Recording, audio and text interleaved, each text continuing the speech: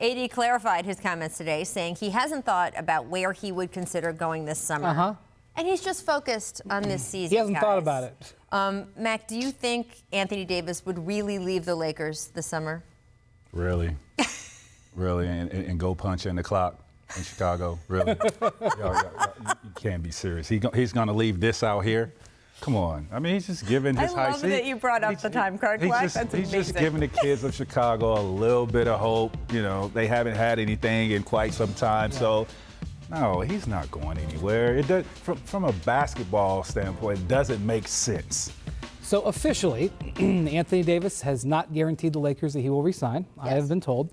And the Lakers have not offered him a contract because that would be tampering, Rachel. They can't. And nobody tampers nobody in the NBA. In that the has NBA. Now been banned. Yes. What? They can't offer him a contract? Correct. Absolutely. Because it's against the rules. There would be no tampering. Unfair advantage to your own free agent if you talk to him about a contract for next year before other teams have a chance to do so. Having said that, he will be re-signing with the Lakers on a 5-year max contract, and you know. And what is that? 5 years? I don't know the number. Over $200 million. Here's what I would say, is that we've seen it before where a player who now possibly may pay for the Lakers, came to the Lakers on the last year of his deal with the assumption that he would resign, and it didn't work out. So there is always the chance that things could go wrong and he could sign somewhere else. Absolutely. I don't think they will. Things seem to be off to a nice start. He and LeBron seem very close. No matter whether they win this year or not, I fully expect Anthony to re-sign with the Lakers. And to Tracy's point, I don't expect him to sign in Chicago. The Bulls right now are 2-5. And before we leave this topic, I just want to throw in Jim Boylan's quote calling out his team. He said, quote, "Where we have struggled is mentally at times. We've been willing physically. We've been weak mentally." Yeah. So we will keep an eye on where the Bulls are from here, but I don't think Anthony Davis is coming. I will say, though, AD defended his hometown as the best basketball place in America. Take a listen to that. You called the Mecca of basketball. What makes you say that about the city? I mean, it is. We got the best basketball players ever. I mean, you look at, you know, the history and all the guys we got, you know, and that made the league, and even the guys that didn't make the league, you know. They say New York, but it's not even close. So he says it's not even close. Here's a list of notable players. We took the 3 largest cities, New York, Chicago, LA. So along with AD, Chicago has D. Rose, Dwayne Wade, Isaiah Thomas, you know that Isaiah Thomas. LA has a great presence in today's game. Kawhi, Harden, Russ. Can't forget LA Paul Pierce there. Great presence. Right? New York, Kareem, Kuzi, Connie Hawkins, Kemba Walker. What do you guys think?